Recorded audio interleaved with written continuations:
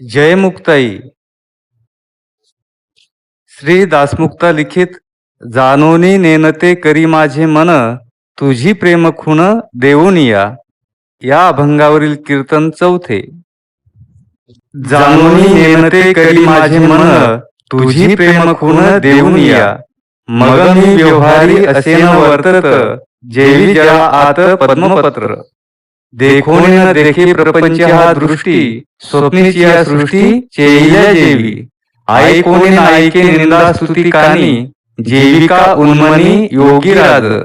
तुका म्हणे ऐसे झालिया वाचून, करणे तू शिन वाटत असे. अविप्लव विवेक ख्यातीपर्यंतच मनुष्याचे प्रयत्न होऊ शकतात. या विवेक ख्यातीत जो आत्मसाक्षात्कार होतो, त्या आत्मसाक्षात्कारानं ही विवेक ख्याती देखील चित्ताची एक सात्विक वृत्ती असल्याचे प्रतीत होऊ लागते आणि तिच्यातील आसक्ती कमी होत जाते. या विवेक ख्यातीविषयी आसक्ती न राहणं हेच परवैराग्य. ही आसक्ती नष्ट होताच चित्त म्हणजे वृत्ती हे सर्व वृत्ती शून्य होते आणि पुरुष म्हणजे द्रष्टा हा स्वरूपात प्रतिष्ठित होतो. हिचंच नाव असंप्रज्ञात समाधी म्हणजेच निर्बीज समाधी म्हणजेच जानोनी नेनते होणं.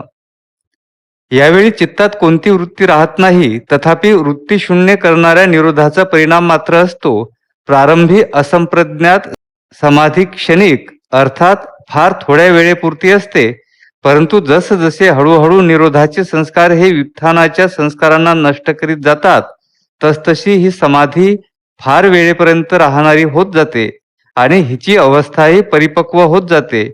शेवटी जेव्हा निरोधाचे संस्कार व्युत्थानाच्या सर्व संस्कारांना नष्ट करतात, तेव्हा ते निरोध संस्कार स्वतः देखील नष्ट होऊन जातात. कसे तर जसे शिशे हे सोन्यातील हिनकसपणाला जाळून स्वतः देखील जळून जाते तसे. तेव्हा शरीर सोडल्यानंतर चित्त ज्या गुणाचं बनलेलं असतं, ते गुण आपल्या कारणात लीन होतात आणि द्रष्टा चेतन स्वरूपात अवस्थित होतो. या कैवल्याला सद्योमुक्ती असं म्हणतात. या देहांत अवस्थेचं वर्णन उपनिषदात असं आलेलं आहे. यो अकामो निष्काम आप्तकाम आत्मकामो नतस्य प्राणा उत्क्रामंती ब्रह्मेव सन ब्रह्म्याप्येती. अर्थात जो कामनारहित आहे, जो कामनांच्या अतीत झाला, ज्याच्या कामना पूर्ण झाल्यात अथवा ज्याला केवळ आत्मकामना आहे, तुका म्हणे पायापाशी येईल ऐशी वासना. त्याच्या प्राणाचं प्राण आणि इंद्रियाचं उत्क्रमण होत नाही, त्याचे प्राण जात नाहीत, तर तो ब्रह्मच होऊन ब्रह्म्याला प्राप्त होतो. शरीर ते झाले ब्रह्मरूप, कुडी सहित गुप्त झाला तुका, हे महाराजांचंच उदाहरण. ब्रह्मलोकाला म्हणजे आदित्य लोकाला पोहोचून म्हणजेच विशुद्ध सत्वमय चित्तात म्हणजेच ईश्वराच्या चित्तात अंतर्मुख होऊन जो शबल ब्रह्मालाही ओलांडून ब्रह्मपदाचा कर्मकडा घालिती मागा, त्याच्या पलीकडे त्या कार्यब्रह्माचा अध्यक्ष जे परब्रह्म आहे त्याच्यासोबत ऐश्वर्य भोगतो. कार्यात्य येत दध्यक्षेण साहात परमभिधानात. या मुक्तीला क्रममुक्ती म्हणतात. विषय ओघानच आला म्हणून अवताराविषयी थोडस. स्वरूपावस्थितीला प्राप्त झालेल्या ज्या योग्यांनी असंप्रज्ञात समाधीद्वारा आपल्या चित्तातील व्युत्थानाच्या सर्व संस्कारांना नष्ट केलं, तथापि त्यांच्या चित्तात प्राणीमात्राच्या कल्याणाचा संकल्प जोपर्यंत विद्यमान आहे, तोपर्यंत चित्ताचं उपादान द्रव्य जे गुण ते आपल्या कारणात लीन होत नाहीत. या योग्यांचं हे चित्त विशुद्ध सात्विक स्वरूपानं समान संकल्प असल्यानं ईश्वराच्या विशुद्ध सत्वमय चित्तात लीन होऊन राहते. ज्या ईश्वर चित्तात सर्व प्राणीमात्राच्या कल्याणाचा संकल्प विद्यमान असतो आणि त्यांच्या चित्तातील शुद्ध चेतन म्हणजे ते कैवल्य पदसदृश्य परमात्म स्वरूपात अवस्थित राहतात. ईश्वरीय नियमानुसार जगाच्या कल्याणासाठी जेव्हा त्यांची गरज पडते, तेव्हा ते या भौतिक जगामध्ये अवतीर्ण होतात, दुसऱ्या शब्दात अवतार घेतात. तुकाराम महाराज सांगतात, येथ उपकारासाठी आले घरज्या वैकुंठी. उदाहरण स्वतः तुकाराम महाराजांचंच. आम्ही वैकुंठवासी आलो याच कारणाशी, तुका म्हणे मज धाडिले निरोपा.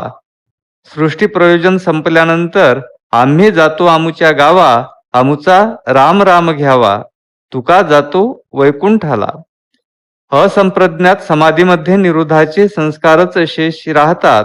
जसं अग्नीनं सुवर्ण तापविताना त्यामध्ये टाकलेले शिशे हे त्या सुवर्णातील किडाळाला हितकसपणाला जाळून नंतर स्वतःलाही जाळून टाकते.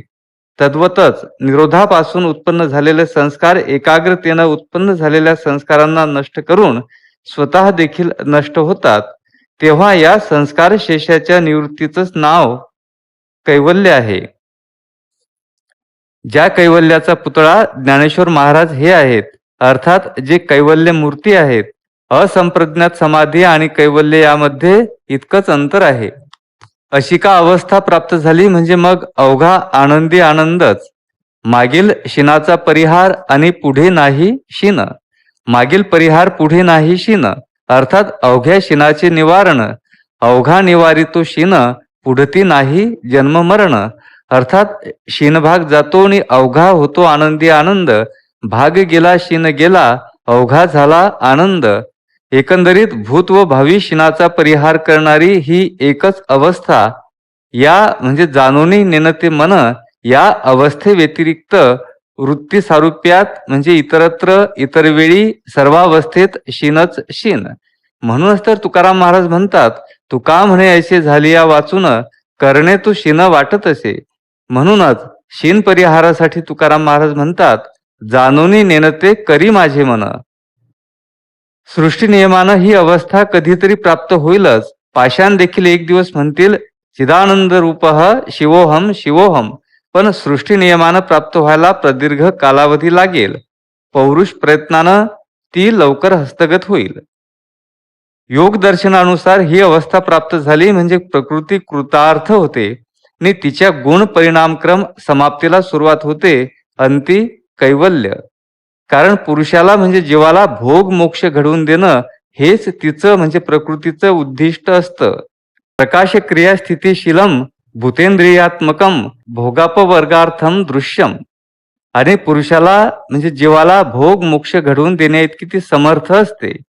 याची आवत दृश्य हे प्रकृती कार्य, व्यष्टी चित्त हे दृश्य अंतर्गतच.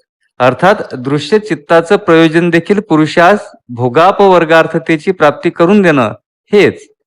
सत्व रजतम हे प्रकृतीचे 3 घटक, अर्थातच प्रकृती कार्य व्यष्टी चित्त देखील त्रिगुणात्मकच. सत्वाचा धर्म प्रकाशशीलता, रजाचा धर्म क्रियाशीलता, तमाचा धर्म स्थितीशीलता. त्रिगुणात्मक अशा व्यष्टी चित्ताचे ठिकाणी त्रिगुणांच्या या 3 धर्मामुळे प्रयोजन प्राप्तीचं सामर्थ्य देखील स्वभावतः नांदून असतंच. या सामर्थ्यालाच भोगापवर्गार्थता किंवा अर्थवत्व असं म्हटलं जातं. याच्यावत दृश्याचं दृश्य अंतर्गत येणारं व्यष्टी चित्ताचं प्रयोजनच मुळी पुरुषास भोगापवर्गार्थतेची प्राप्ती करून देणं हे असल्यानं याच्यावत जीवात्म्याचा कल्पारंभापासून ते उपरोक्त प्रयोजन सिद्ध होईपर्यंतचा अनंतकालीन जो जीवनाचा प्रवास तो होत असतो 2 कप्प्यातून. पैकी पहिला कप्पा भोगाचा आणि दुसरा अपवर्गाचा म्हणजे मोक्षाचा. वैराग्यपूर्व भोगाचा कप्पा असतो आणि वैराग्योत्तर मोक्षाचा. ज्यावेळी भोगार्थता संपते त्यावेळी विटले हे चित्त प्रपंचापासूनही वमनते मनी बैसलेसे असं ते जीवाचं होतं. असं झालं म्हणजे आता मोक्षाच्या म्हणजे अपवर्गाच्या वाटचालीस सुरुवात होणार झाली असं समजायचं असतं. अपवर्गाच्या वाटचालीस प्रारंभ झाला म्हणजे तो साधक प्रयोजना सिद्धी विषयक पौरुष प्रयत्न अर्थात परमार्थ करू लागतो. संता सवे वसता योग ज्ञानी पैसता गुरुचरण उपासिता वैराग्यशी. परंतु परमार्थाची फलश्रुती जे समाधान ते पदरी न पडता ज्यावेळी परमार्थात शीनच वाटू लागतो त्यावेळी त्याची वृत्ती परिशीलन करू लागते की ज्याचा शीन होतो, ज्याच्यामुळे शीन होतो वाटतो तो तर संसार. शीन परिहार ज्याच्यामुळे होतो तो परमार्थ. ज्या अर्थी परमार्थ करून देखील शीन वाटतो याचा सरळ अर्थ असा की कुठेतरी चुकतं, परमार्थाचं वर्म चुकतं, म्हणूनच तर शीन पदरी पडतो. कारण वर्म चुकलं तर शीनच पदरी पडणार. वर्म चुकलिया नोहेची कारण केला होय शीन अवघाची. तेव्हा तो भक्त असेल तर या द्वंद्वाच्या अतीत होण्याचं सुखदुःखातीत होण्याचं वर्म देवानं दाखवावं म्हणून तो कासावीस होऊन देवाची करुणा भागतो की ऐसे वर्म मज दावी नारायणा अंतरीच्या खुना प्रगटोनी. आणि करुणा भाकणारा भक्त असेल तर देव देखील वर्म दाखवितो. जसं तुकाराम महाराज हेच पुढे चालून म्हणतात की देवे दाखविले वर्म. देव वर्म दाखवितो पण अधिकारी झाल्या वाचून नाही. कुणाच्याही हातात तो किल्ल्या देत नाही. देव असल्यानं तो देतो हे खरं, पण अधिकारी असेल त्याला. कोणी व्हावे अधिकारी त्याशी हरी देईल. अर्थात देव देतो पण अधिकार बघतो. ज्ञानेश्वर महाराज म्हणतात, हे काज किर निर्वाण परी आणिकही आथी जे साधारण ते अधिकाराची ओढवे विन काय सिद्धी जाय. कोणत्याही गोष्टीला पात्रता पाहिजे. नपुंसक पुरुषाशी काय करील बाईल त्याशी, वांझन होती लेकुरे काय करावे त्या भरतारे. नवरा नपुंसक आणि पत्नी वांझ असेल तर कन्या पुत्र होतीलच कसे. प्रकार कोणताही असो, कशालाही लायकी असावी लागते. व्यवहारात देखील शहाणा बाप मूर्ख पोराच्या हातात किल्ल्या देत नाही. अर्धांगिनीच्या हातात किल्ल्या दिल्या जातात. ती त्याच्या नावाचं कुंकू लावते, मंगळसूत्र धारण करते नि प्रसंगोपात त्याचं नाव घेते म्हणून नव्हे, तर हे सर्व करणं ज्या मनोभावाचं द्योतक त्या अंतरीच्या भावामुळे किल्ल्या हा देतो म्हणण्यापेक्षा ती मिळविते. उगीच मिळत नाहीत, तर जिच्या सर्व भावे पती ध्यानी मनी असं असतं. पतिप्रेमाची पराकाष्ठा म्हणजे पती वाचून जी जिवंतच राहू शकत नाही. पती मेला म्हणजे जिचा प्राण जातो, प्राण देत नाही. अगदी तसंच देववर्म दाखवितो, बुद्धीत प्रकाश पाडतो, पण कुणाच्या? तर तेषाम सततयुक्तानाम भजिताम प्रीतिपूर्वकम ददामी बुद्धियोगम तम येन मामुपयांती ते. अर्थात सर्वस्वाचे साठी तरीच देवासवे भेटी. सर्वस्वासी मुकावे तेने हरीसी जिंकावे. अर्थ प्राण जीवे देह त्याग. तुका म्हणे व्हावे देहाशी उदार रखुमा देवीवर जोडावया. साधक जर भक्त असेल तर त्याचीही तयारीच असते. कापुनी देन शिर कळेन कृपन की उदार मजवरी घाली घन परी मीन सोडी चरण. म्हणजे मग देव वर्म दाखवितो, बुद्धीत प्रकाश टाकतो की सेवी अद्वैत भाव. वर्म ते एक आहे दृढ धरावा भाव. जाणीव नागवन लागो नेदी तो ठाव. म्हणून संग टाकी सेवी अद्वैत भाव.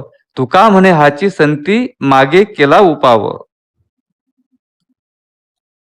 अद्वैत भाव म्हणजे जने जनार्दन ऐसा भाव. अर्थात जनतेची जनार्दन असं समजून त्या भावाचं नित्य सेवन करणं, या अद्वैत भावालाच नाथराय तुकोबाराय प्रेमखून म्हणतात. सहज कर्मे ती झाली ब्रह्मार्पण. जन नोहे हा अवघा जनार्दन. ऐसे ऐकता निवती साधू जन एका जनार्दनी बाणली निज प्रेम खून हो. कारण जन हे जनार्दन होण्यात देहाहंकार तर नसतोच, पण ब्रह्म जैसे तैशापरी आम्हा वडील भूते सारी असं होत असल्यानं नागवण करणारी जाणीव न राहता धाकुटेपण अंगी बांधत. जे भगवत प्राप्तीला जवळचं पडतं, जगा धाकुटे होईजे तै जवळीक माझी. जन हे जनार्दन होण्यात व्यक्तिशः अंगी देवत्व म्हणजे कैवल्य रूपता बांधलेलं असतं. म्हणूनच हे जन अवघे देव होते. होईल अंगी देव झाला जो आपण, तयासी हे जन अवघे देव. जन हे जनार्दन होणं म्हणजे आघव चैतन्य होणं, प्रचितीला येणं. ही प्रचिती चित्तलयाला गेल्यानंतरच, योग परिभाषेत चित्ताचे गुण आपापल्या कारणात लीन झाल्यानंतरच, असंप्रज्ञात समाधीनंतरच शक्य आहे. चित्तातील हा भोगाप वर्गार्थता प्रदान करणारा त्रिगुण रूप तकार भोगाप वर्गार्थता प्रदान करून आपल्या कारणात लीन झाल्यानंतर चित्त उणे तकार बरोबर चित्त वृत्ती तेवढी राहते. जी वृत्ती आता चैतन्य असल्यानं तिला सर्वत्र म्हणजे समाधी व्युत्थानी चैतन्यच प्रचितीला येते. आत हरी बाहेर हरी हरीने घरी कोंदले. समाधी व्युत्थानी विलसे हरी हीच सहज समाधी. शिवाय जे जे भूत ते ते भगवंतनुसार. जन हे जनार्दन हे भगवत प्रेमाचंच वर्म ठरतं. म्हणूनच कोण्याही जीवाचा न घडू मत्सर हे सर्वेश्वर पूजनाचं वर्म म्हटल्या जाते. वर्म सर्वेश्वर पूजनाचे. एकंदरीत अद्वैत भाव जनतेची जनार्दन हे भगवत प्रेमाचं वर्म आहे. ज्या प्रेमानं तो वश होतो त्या प्रेमाचं हे वर्म आहे. जे प्रेम जाणलं असता यज्ञात्वा मत्तो भवती स्तब्धो भवती आत्मा रामो भवती ये लब्ध्वा पुमान सिद्धो भवती. जे लाभले असता जया भक्तीची येतुली प्राप्ती जे कैवल्यातेही परवते सर म्हणती. त्या भक्तिप्रेमाचं म्हणजे भगवत प्रेमाचं हे वर्म आहे. जे हातात आलं असता मुक्तीही म्हणजे मोक्ष कैवल्यही आणि मुक्तीवरील पंचम पुरुषार्थाची भक्तीचाही लाभ होतो. अतः मुक्तीवरील भक्ती तथा तिचं अधिष्ठान तत्पूर्वीच मुक्ती तिच्या लाभासाठी म्हणजे अवस्था प्राप्त होण्यासाठी चित्तवृत्तीचा निरोध होऊन द्रष्ट्याचं स्वरूपी अवस्थान होण्यासाठी म्हणजेच मन जाणून नेणते होण्यासाठी ही प्रेमखूण अंगी बांधणंच आणि त्यासाठी देवानं ती देणं दाखविणं अगत्याचं असतं. म्हणूनच तुकाराम महाराज देवाकडे विनवणी करतात की तुझी प्रेम खून देऊन माझं मन जाणून नेणत कर. जाणून नेणते करी माझे मन तुझी प्रेम खूण देऊन या. एकदाच असं का तू केलं म्हणजे मग मी व्यवहारी असे न वर्तत जेवी जळा आत पद्मपत्र. विठोबा रखमाई, विठोबा रखमाई, विठोबा रखमाई. जय मुक्ताई, जय दास मुक्ता.